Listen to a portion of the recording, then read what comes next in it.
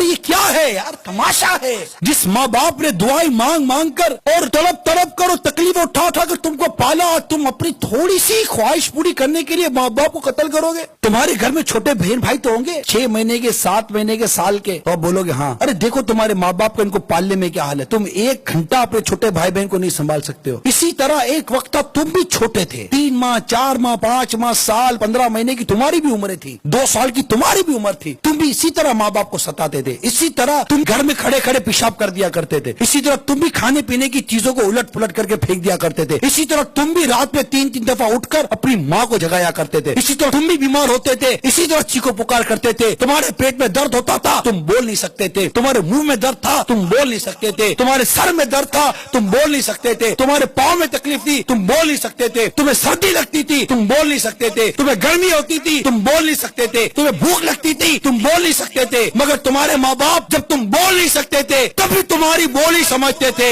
آج جب تم بولتے ہو تو ماں باپ کو بولتے ہو تم ہماری بات سمجھتے نہیں، ارے تمہارا ماں باپ اس وقت بھی تمہاری بات سمجھتے تھے جب تم بول نہیں سکتے تھے، آج جب تم بول سکتے ہو تو کیا تمہارے ماں باپ تمہاری بات سمجھتے نہیں ہوں گے؟